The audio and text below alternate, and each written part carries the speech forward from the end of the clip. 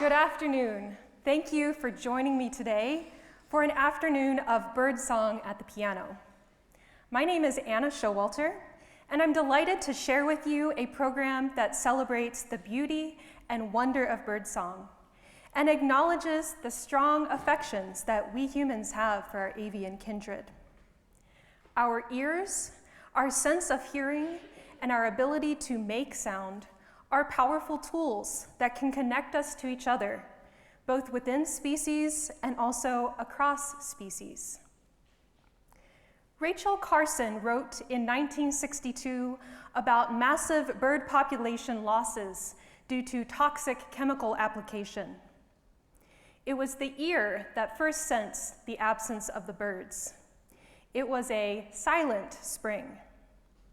Today, with bird populations in decline, it is time to again engage our ears. This afternoon, we will use musical listening as an entry point to tune into the choruses of songsters who live in our neighborhoods, parks, and forests. In the 4 pieces on the program today, we will encounter 4 different bird communities, 4 different approaches to transcribing birdsong for the piano, and 4 different experiences of hearing birdsong at the piano.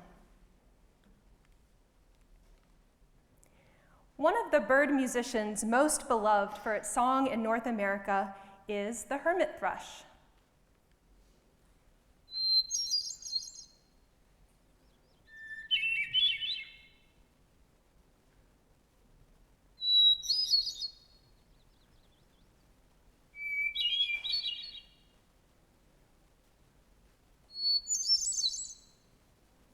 In Transcendentalist America, the hermit thrush was a frequent subject of poetry, often pitted against the European nightingale in a sort of contest for which continent could boast the most sublime of birdsong. This poem by John Clare reads, "I heard from morn to morn a merry thrush sing hymns of rapture while I drank the sound with joy." Composer Amy Beach used this poem as the epigraph for her 1921 composition, A Hermit Thrush at Morn. Unlike previous composers who wrote highly stylized representations of a generic, often symbolic bird in their music, Beach intentionally transcribed the song of a specific hermit thrush at a specific time and location. As Beach settled into her summer residency at the MacDowell Colony in 1921, the quiet of the New Hampshire woods soon gave way to an intriguing sound. She was compelled to drop her work and turn her attention to what she later described as a most voluble thrush. Like a stenographer taking down a dictation, Beach sat with pen and paper, eagerly transcribing what she heard, revising and correcting herself as she went. Luckily, she had absolute pitch, so that helped a lot. When she was done, Amy Beach played her transcriptions back to the bird, and she reports that the thrush answered her. It was important to Amy Beach that anyone who plays a hermit thrush at morn would understand the intentionality behind her transcription. She included a citation of sorts in the score, acknowledging the hermit thrush for their contribution. The performer's note says, "These bird calls are exact notations of hermit thrush songs in the original keys, but at a lower octave, obtained at the MacDowell Colony, Peterborough, New Hampshire." Amy Beach was not alone in her interest in birdsong transcription in the early 20th century. Several sound-based field guides to North American birds appeared during this time. These field guides included representation of each bird's song in musical notation. One of the most popular of these field guides was Field Book of Wild Birds and Their Music by F. Schuyler Matthews, first published in 1904 and updated in 1921, the same year Amy Beach wrote her hermit thrush pieces. In this second edition, Matthews discusses the hermit thrush extensively, and he makes the claim that hermit thrushes sing in pentatonic scales. The idea that hermit thrushes sing in pentatonic scales became widespread and was even picked up by an ornithology paper in 1951. However, more recently, scholars have offered a more plausible theory about hermit thrush song pitch content. An interdisciplinary group of researchers, including musician Emily Doolittle and her colleagues in cognitive biology, have shown that hermit thrush pitch selection converges with the overtone series. This makes sense given that the pentatonic scale is a human construct, whereas the overtone series is a natural phenomenon. What is remarkable about Amy Beach's hermit thrush transcriptions in 1921 is that they do indeed converge with the overtone series. Let's listen to Matthews and Beach's hermit thrush song transcriptions.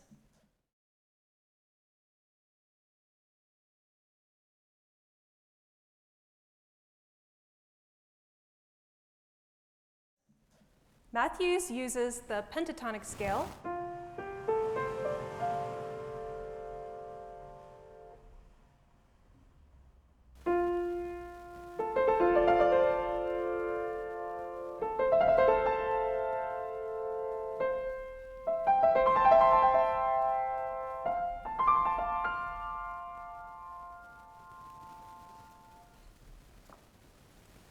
Amy Beach's transcriptions are based on the overtone series using a fundamental of A,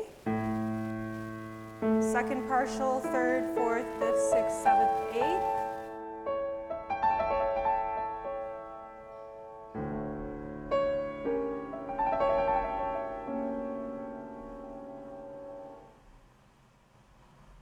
Amy Beach's hermit thrush transcriptions are remarkable because she was using the overtone series, whereas her contemporaries were assuming that the hermit thrush sings in the pentatonic scale. And I believe that this shows that the care and the intention that she brought to her musical encounters with the hermit thrush. A discussion of birdsong and music would be incomplete without considering the great French 20th century composer and amateur ornithologist, Olivier Messiaen. Messiaen used birdsong extensively in his musical compositions over the course of his long career. He also wrote about his thoughts on birdsong. He often quoted his teacher Paul Dukas, who told him, "Listen to the birds, they are the great masters." Messiaen's Catholic mysticism infused all his music, and birdsong was no exception. For Messiaen, birds are characters within a spiritual drama, rather than an ecological drama. Birdsong for Messiaen was a proclamation of the resurrection to come, an eternal refrain that exists outside human time. But for all that symbolic language, Messiaen really did spend his time out in nature, listening to and learning from real, live, earthly birds. He considered himself the first musical ornithologist and prized himself on his transcriptions. In one anecdote, Messiaen's wife, the renowned concert pianist Yvonne Loriot, recognized a curlew call in the wild, even though she had only ever heard Messiaen's transcription. Yet for all the attention placed on Messiaen's birdsong transcriptions, their accuracy, or lack thereof, is probably not the most interesting thing about them. Hollis Taylor, who we will hear more about later, has shown that Messiaen took an artistic rather than a documentary interest in birdsong. Whereas some composers try to record birdsong as comprehensively as possible, Messiaen allowed his artistic impulse to influence even his initial transcriptions. Even as he sat in the field or beside his record player, he selected and notated only the aspects of the birdsong that appealed to his compositional goals. How then does birdsong function in Messiaen's work?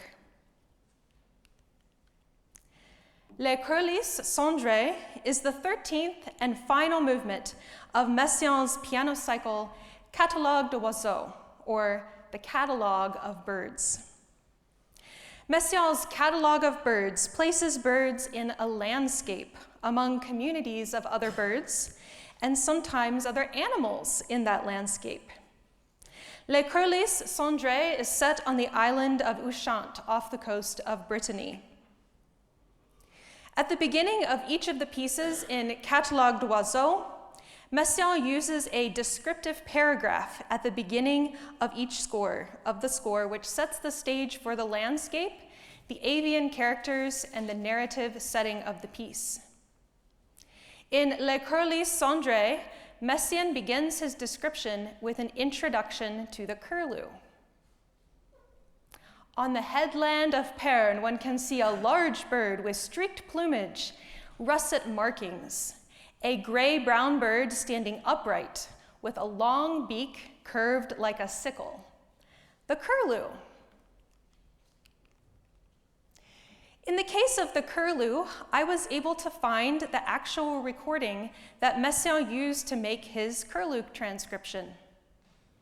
Now, Messiaen made his transcriptions both from live birds during his excursions in nature, but also sometimes from recordings, especially if the bird wasn't easy to find near where he lived in Paris. In the case of the curlew, Messiaen did use a 1937 recording from an album by an early nature recordist named Ludwig Koch. Messiaen describes the curlew call as having sad, slow tremolos, chromatic accents, wild trills, and a mournful, repeated glissando, which expresses all the desolation of the seashore. Let's listen to 3 segments of the curlew call, followed by Messiaen's transcription.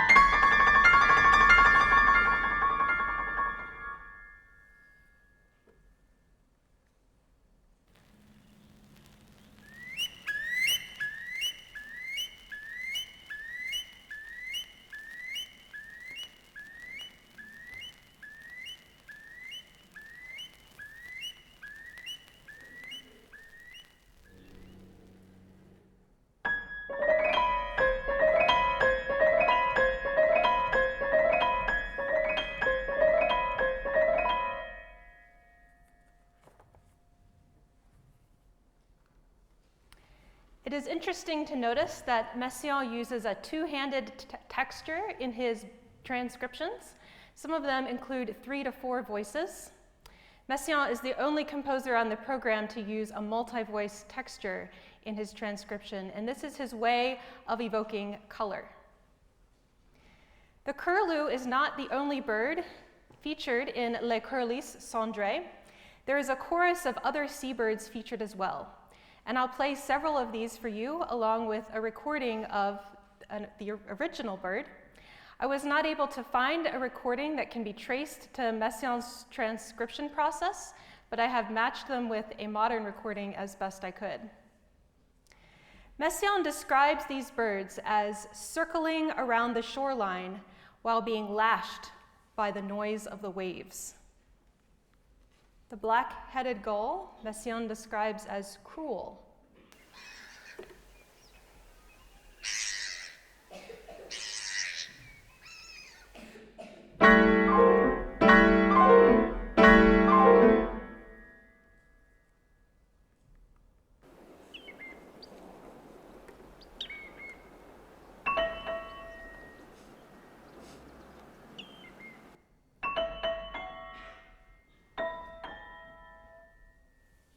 the herring gull with a rhythmic horn call.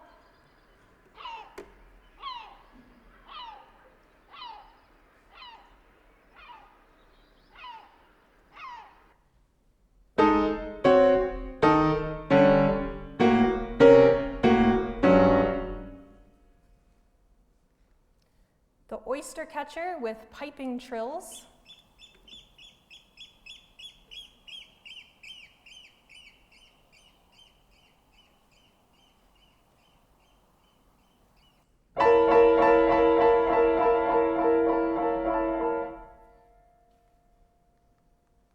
The turnstone with fast repeated notes.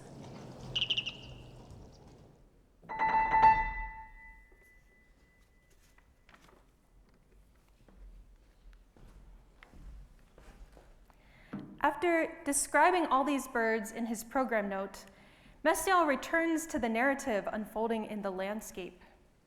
He writes, "The water extends as far as the eye can see. Little by little, fog and night spread over the sea. All is dark and dreadful. From amidst the jagged rocks, the lighthouse of Creech sends out a dismal boom." It is significant to note that this is the only time in the entire catalog of birds that Messiaen represents a human-made sound. What is the significance of this anthropogenic noise? A warning of imminent danger in the context of the lament of the curlew and the desolation of the seascape. The dreadful landscape, the churning of waves, the warning siren of the lighthouse, the lament of the curlew, and the agitation, almost angry sound of some of the other birds brings to my mind a journal entry from Kurt Cobain from the band Nirvana. He said, "Birds scream at the top of their lungs in horrified, hellish rage every morning at daybreak to warn us all of the truth. But sadly, we don't speak bird." What is the lament of the curlew in this piece? What is the warning of the siren? What is the truth that we do not yet have ears to hear? Hollis Taylor is a musician and researcher living in Australia who calls herself a zoomusicologist. She defines zoomusicology as the study of music in animal culture. Her field research focuses on the pied butcherbird, who are virtuosic songbirds living in the Australian outback. When Taylor first encountered the pied butcherbird, she said, "The musician in me recognizes the musician in them." Taylor's research shows how pied butcherbirds intelligently and creatively construct their song out of phrase types which are unique to each individual and develop over the course of a lifespan. These birds also develop their phrases over the course of a song by varying them and combining them in complex ways. Taylor has also identified traits in pied butcherbirds that are often associated as only human behaviors. For instance, pied butcherbirds seem to have the capacity for octave equivalence. Pied butcherbirds sing in solos, duets, and ensembles, and even hold formal singing lessons for their young. Hollis Taylor uses the term recomposition because her goal is not to improve on birdsong, but rather to commend and showcase birdsong to new listeners. In Owen Springs Reserve 2014, Hollis Taylor and her partner John Rose have taken a field recording of a pied butcherbird, recorded by Taylor, and created a piano part to respond and interact with it. When she transcribes birdsong, Taylor clearly delineates between the process of data collection and composition. Data collection being recording the pitch, rhythm, and timbre, pacing, and syntax of a song as transparently as possible within a notational system. Composition being the process of crafting the transcriptions into a musical performance for a human audience. In my analysis of Owen Springs Reserve, I have identified several phrases and motives that repeat and develop throughout. We'll hear the bird singing phrase A, followed by the piano.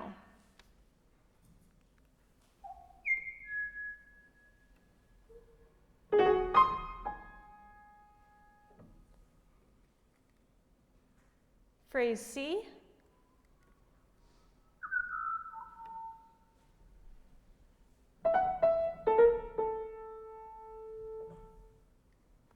And a hybrid form of phrases A and C.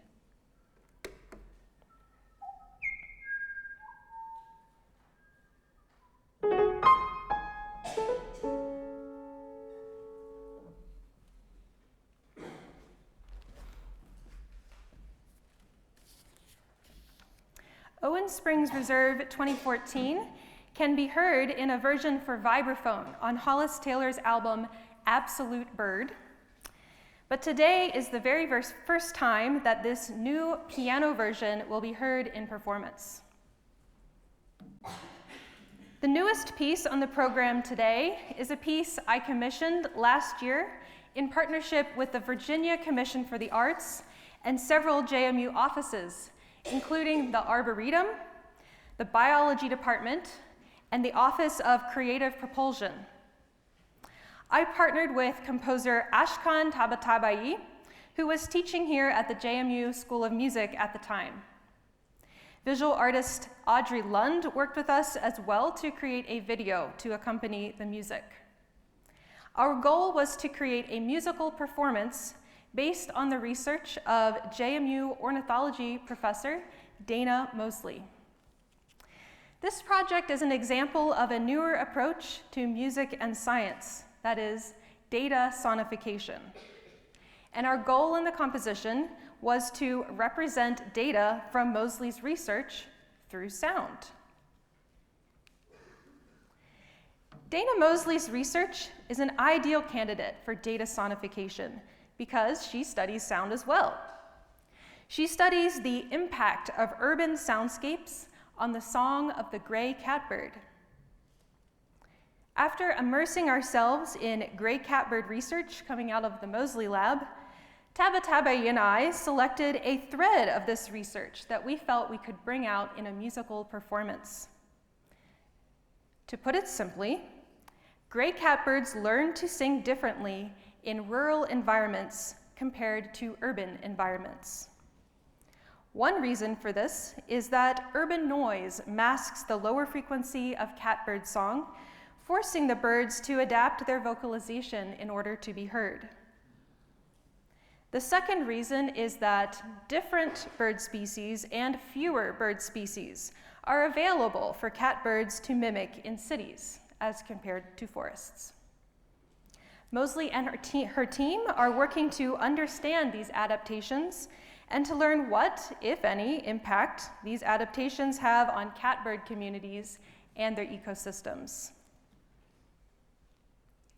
This piece is organized into 3 sections based on 3 of the field recording sites that Dr. Mosley uses across the rural to urban gradient. The rural one is the George Washington National Forest. The middle one is the JMU EJC Arboretum.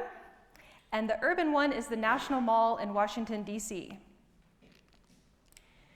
In each of these 3 locations, you will hear a recording of the soundscape that comes from that site. You will notice that these soundscapes are dramatically different in each site. If you are someone who knows your birds well by ear, you will be able to notice that different bird communities are present in each of the soundscapes.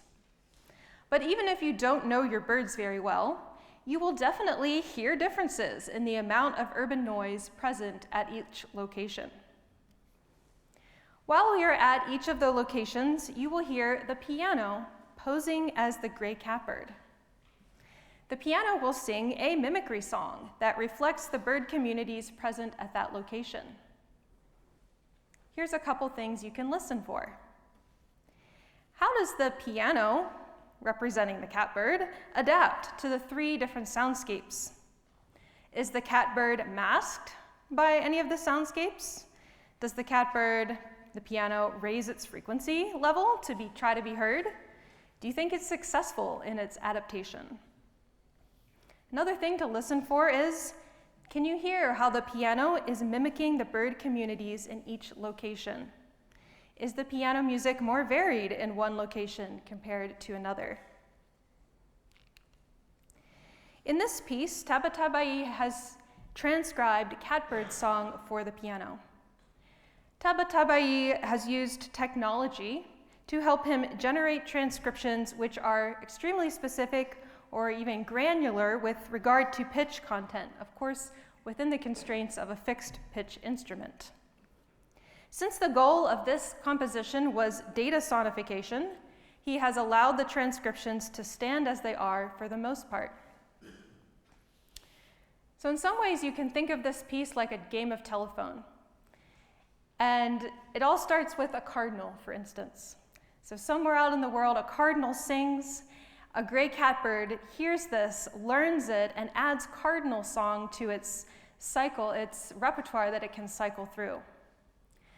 And then at some point, this catbird, mimicking a cardinal, was recorded by Dana Mosley, or one of her students.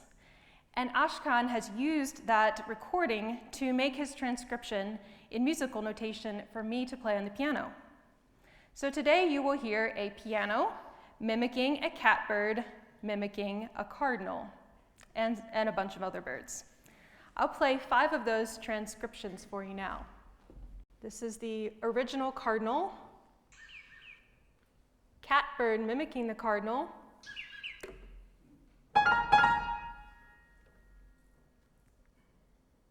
goldfinch, catbird,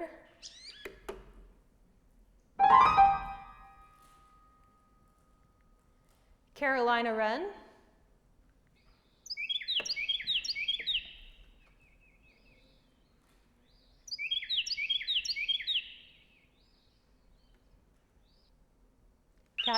catbird,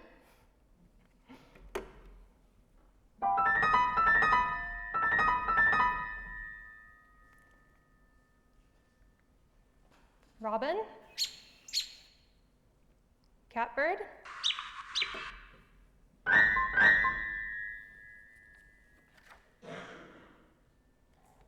tufted titmouse,